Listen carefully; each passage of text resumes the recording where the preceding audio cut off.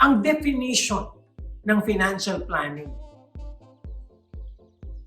is the achievement of one's life's goals through the proper management of one's finances. So mas importante po na isipin natin ang ating life goals. At ang management ng ating finances, yan lang po ang daan tungo sa successful achievements ng mga milestones na gusto natin sa buhay natin.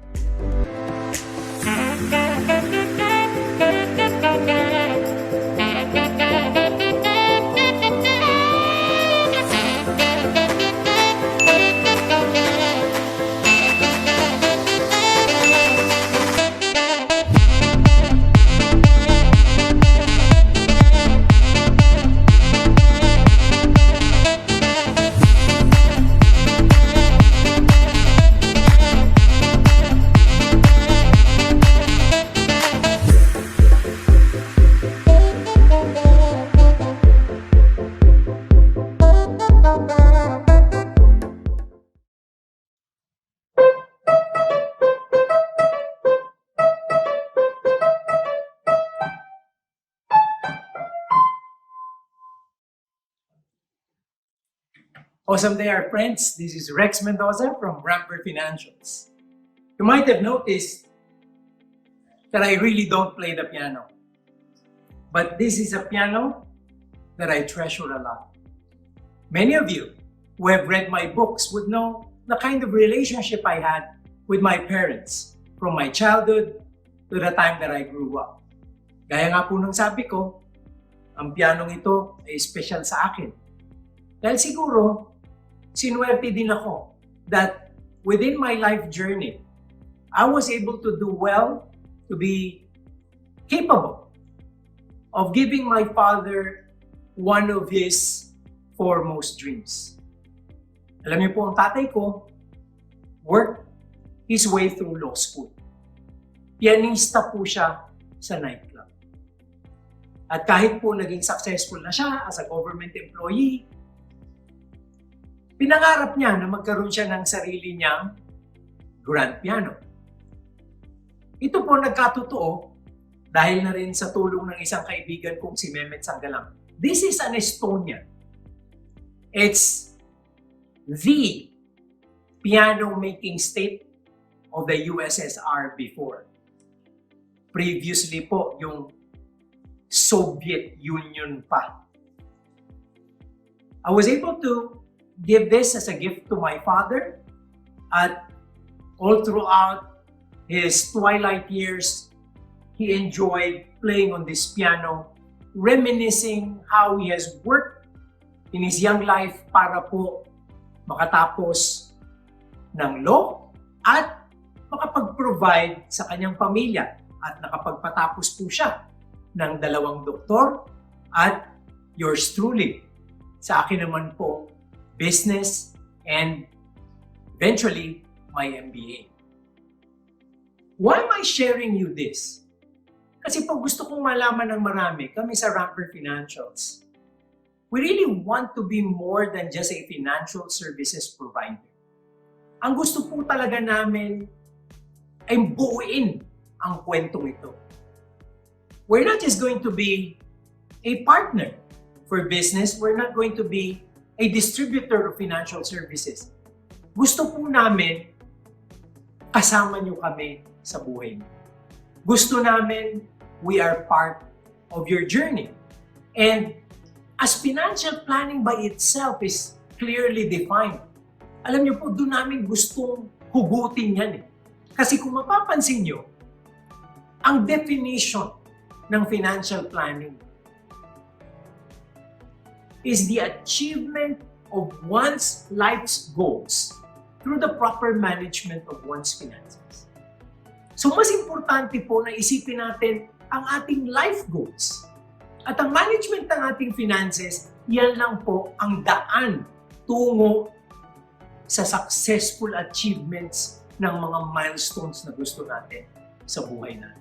Ilan kaya sa atin ang gustong makatulong sa ating mga magulang? Ilan kaya ang gustong makapagbalik ng favor sa paghihirap nila? Kasi alam nyo, dahil sa sakripisyo ng tatay ko, I don't think he will be able to buy a piano like this. Kasi po, inuna niya ang kanyang mga anak. At sabi ko nga, nung sinwerte ako, siguro, I was able to give him, actually not just this, but his dream car, a Mercedes-Benz. Both of them, my dad and my mom, enjoy that at the late part of their years. Kasi sa akin po sila tumira at nagkaroon din po kami ni Ana na ika nga, oportunidad para makabawi, para mapasaya naman sila. So this is where we're coming from. And that's the reason why starting today, and I hope you don't mind, we will be referring to you as RFF o parang BFF pero RFF po, which stands for Rampver Financial's Friends. Because we'd like to be with you. We'd like to be able to handhold you. No, we don't want to sell you mutual funds. No, we don't want to sell you insurance. No, we don't want to sell you financial products. We want to be part of your journey. If you are RFF, you are Rampver Financial's Friends, dapat po buo ang kwento. And that's the reason why, if you notice, most recently, pine-personalize po namin ang aming mga videos.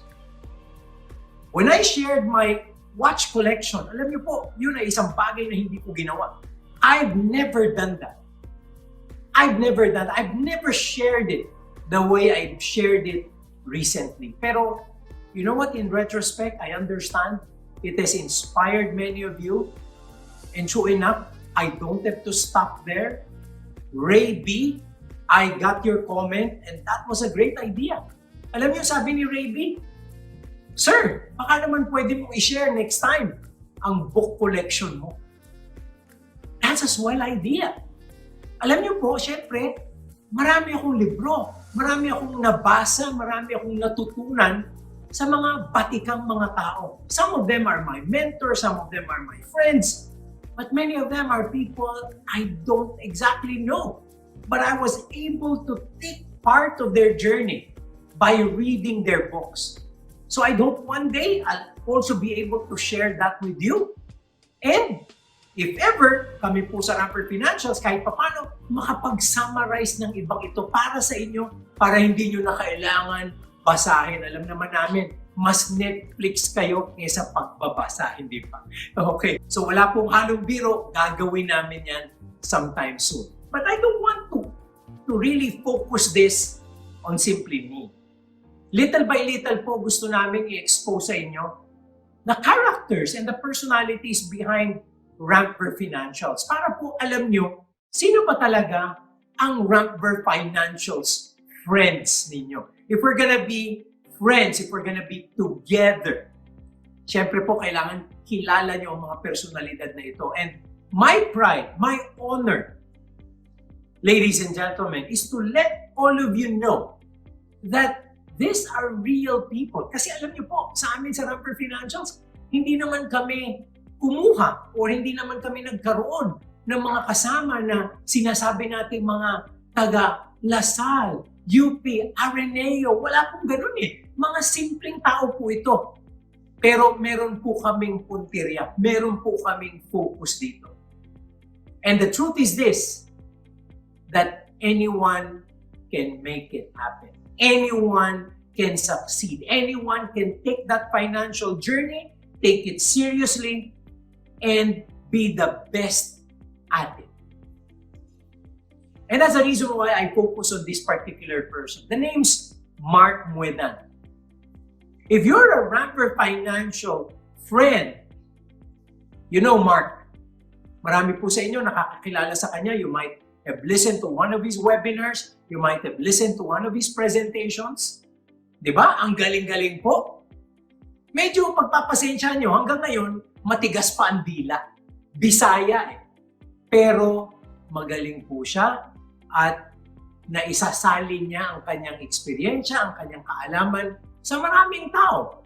And these are seafarers. These can be common folk, clerks, security guards. Kasi po, si Mark, yun ang pinanggalingan. I want to let you know that Mark Muedan, before he joined Rampver Financials, was a janitor and a messenger. Hindi po niya ikinahihiya ito. He was janitor and messenger for Philip Asset Management. He's not even an employee of family. He was an employee of an agency. Hindi po siya regular. But Mark was a different janitor and messenger. He was a person who wanted to be the best janitor and messenger there ever was. Kaya po nung nagkaroon ako ng oportunidad na itayo at gumawa ng division within Rampver Financials to focus on mutual funds, RSA, if some of you remember, kinuha ko po si Mark Muedan. One thing that cuts through many of you, and we know this, is that you are people of great dreams. Mark had a great dream. Ayaw niyang huminto sa pagiging janitor and messenger. So pinag-aralan niya ang aming negosyo. At alam niyo ba, nakakatuwa? Magde-deliver siya ng forms, magde-deliver siya ng mga cheque, magde-deliver siya ng mga dokumento, uupo siya sa waiting area ng aming mga principals at aming mga partners. At anong makakatabi niya? Mga bisita. At alam niyo ba, hindi siya mag-aatubiling mag-share ng alam niya about mutual funds to these visitors, to these guests of companies that are not even ours, companies that are partners of ours. Tapos po, sa kanyang spare time, kakausapin niya ang mga kaibigan niya na mga messenger at janitors din, mga security guards. At i-share niya yung alam niya about mutual funds. Because he has one thing very clear in his heart. He wants to make a difference. So Rampver Financials friends, if you have great dreams and if you have the aspiration to make a difference, then you're really an RFF. Mark was that. He was sharing this with everyone because he wants everyone to be in that journey. He didn't stop with dreaming, with ambition, and the desire to make that difference. He put everything into action. That's number 3, bias for action. At marami po will be floored by the kind of zest and vigor that Mark has. Kasi alam niyo po, kumuha siya ng ICRCP, the Investment Company Representative Certification Program. Napakatindi pong programa, lahat po ng mutual funds, lahat po ng investment company sa industriya, anyone who's aspiring to be a certified or a licensed distributor has to go through that program. But let me tell you this, the final hurdle was an exam. It was an exam dreaded by a lot of people dahil halos po, lalo na sa ngayon, konting-konti lang ang pumapasa. To cut the long story short, Mark went through that program and passed. Yes, the janitor and the messenger with the dream, with the aspiration to make a difference to people, became a certified investment solicitor by passing the exam and being a licensed professional. That is Mark Muedan for you. That is, for me, one of the great personalities and characters behind Rampver Financials. And today, Mark continues to make that difference. Mark hasn't stopped. And this is probably the last thing. That on top of all the successes and the milestones, Mark wants to contribute. Today, let me tell you this, without batting an eyelash, Mark is one big contributor to their church. He is so generous with what he's giving. And this he believes deep in his heart that none of us can outgive them. So, si Mark po, kasama namin. And if Mark would be a prime example of what we'd want people to be, then we'd like him to share his own story. We like him to be able to share his journey and a lot more. We won't stop with him. I will be sharing with you time and again personalities in our organization, in our Rampver family. And I hope one of these days we can get stories from you too, how we have impacted your lives, how we have helped you in your journey towards financial stability, prosperity, and abundance. So, from now on, we will be calling you RFF. And I hope you don't mind, mga ka-RFF, Rampver Financial Friends.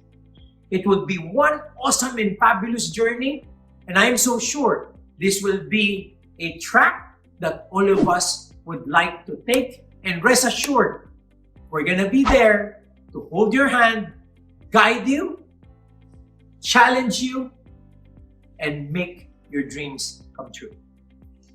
Thank you so much. I'd like to see you again soon in our future videos.